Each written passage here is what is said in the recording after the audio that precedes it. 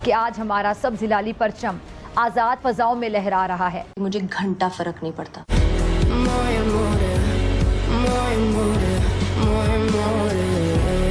पाकिस्तान तो बन गया लेकिन बदकिस्मती से अपने मकासद को हासिल ना कर सका। हाय हाय हाय हाय। अगर खुदा ना खास्ता आज पाकिस्तान ना होता, खुदा ना खास्ता, आगे का क्या सोचा है तो हम कहाँ होते।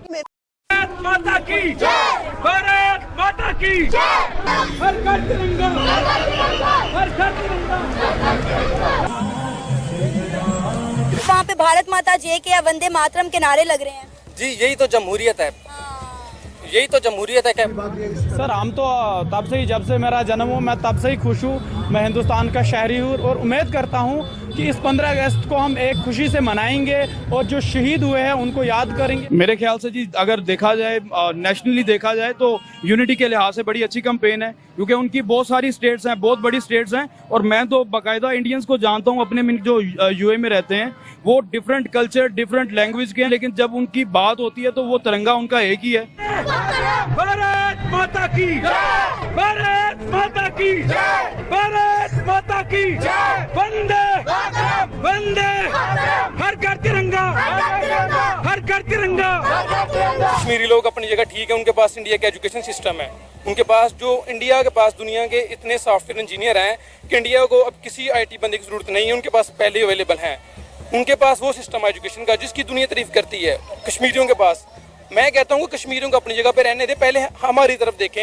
बड़ी बात जो है ना 1947 को कौन सा मुल्क आजाद हुआ और कौन पैदा हुआ, इसके ऊपर भी आज मैंने डिटेल से आपको सारा कुछ बता देना है और बड़ा मजा आएगा। अपने आप में एक रिकॉर्ड लगाया, 2400 मीटर का तिरंगा जो है लहराया उन्होंने। 2400 मीटर की रैली थी, उसके ऊपर तिरंगा था, तो एक बहुत बड़ा और बड़ा खूबसूरत जो है ना रिकॉर्ड उनका ये बना।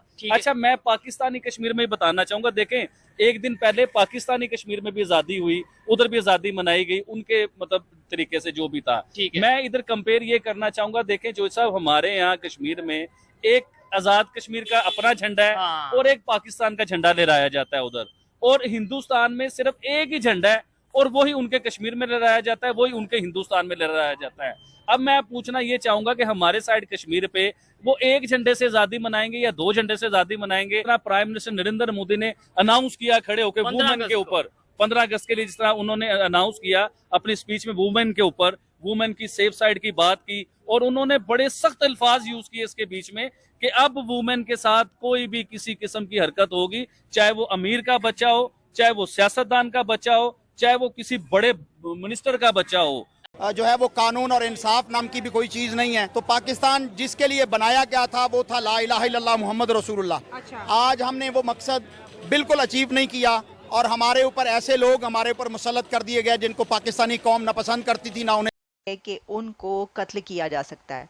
यानी सऊदी अरेबिया के क्राउन प्रिंस MBS मोहम्मद बिन सलमान का ये कहना है कि उनको असैसिनेट किया जा सकता है। उनको ये डर है कि उनको कत्ल कर दिया जाएगा और ये डर उनको इसलिए है कि वो इजराइल को अगर सपोर्ट करेंगे तो उनको ख़त्म कर दिया जाएगा। और इन पाकिस्तानियों की बेतुकी मज़ेदार हंसाने वाली बातें सुनने से ज़्यादा बड़ा सेलिब्रेशन क्या हो सकता है। कार्यक्रम शुरू करते हैं। पिक्चर चालू करो बे।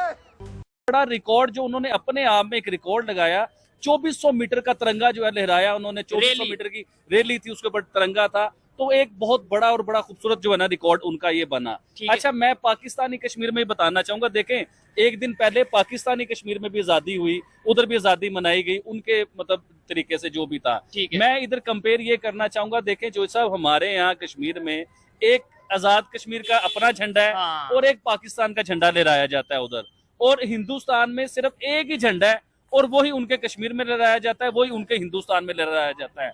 अब मैं पूछना ये चाहूंगा कि हमारे साइड कश्मीर पे वो एक झंडे से आजादी मनाएंगे या दो झंडे से आजादी मनाएंगे, या उन्होंने कैसे मनाई है वो भी आपके सामने है, हम सब ने देखा है। लेकिन बात ये करना चाहूंगा चोई साहब कि हम अपने मीडिया पे देख रहा था, बड़ा मैंने इस चीज पे गौर किया कि वो कहते हैं कि हम लोग आजाद होने के बावजूद भी आजाद नहीं हुए, 70 साल हो चुके हम लोग आजाद नहीं हुए। ये बहुत बड़ा सवालिया निशान है चोल साहब, इस पे गौर करने की बात है। और ये हमारे मेन स्ट्रीम मीडिया के सीनियर जर्नलिस्ट ये बातें कर रहे थे। पाकिस्तान 70 साल गुजर जाने के बावजूद भी आजाद लोग माइंडली तौर पे आजाद नहीं हुए, हम मायशी तौर पे आजाद नहीं हुए, हम गुर्बत के तौर पे आजाद नहीं हुए। अब देखें हमारे साथ नेबर जो है इंडिया, उन्होंने 77 साल में सिर्फ अचीवमेंट की है, उन्होंने कामयाबी की है, वो अपने आप को कामयाब किया है लेवल पे ले। अभी आप प्राइम मिनिस्टर नरेंद्र मोदी साहब की जो एक स्पीच थी वो भी एक रिकॉर्ड बन गया है कि इंडिया की हिस्ट्री में कोई प्राइम मिनिस्टर ने इतनी लंबी स्पीच की। और इतनी अच्छा, इससे पहले जो रिकॉर्ड था ना लंबी स्पीच का, ये भी नरेंद्र मोदी साहब का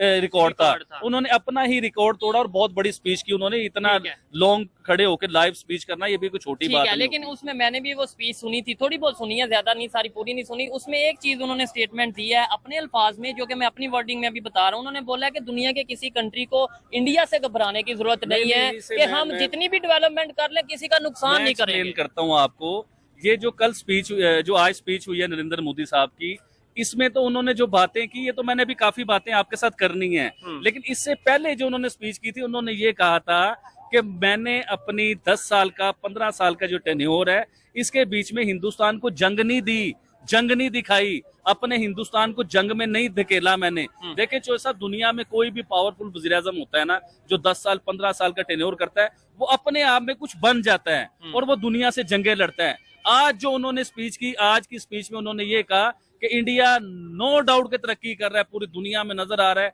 कि हिंदुस्तान बहुत आगे जा रहा है, लेकिन उससे हमारे नेबर्स को या पूरी दुनिया को इस चीज को लेकर परेशान होने की जरूरत नहीं है कि हम जंग करेंगे किसी मुल्क के साथ, ये जंग को बीच में लेके आएंगे। देखें, कामयाब जो मुल्क होता है ना, वो जंगे नहीं करता, वो अपने मुल्क में जंगे मुसल्लत नहीं करता या दूसरे किसी कंट्री की जंगों को अपने मुल्क में ले आता, क्योंकि उनका विजन ये है कि अपने मुल्क को कामयाबी लेके जाना, अपने मुल्क को कामयाब करना, डेवलपमेंट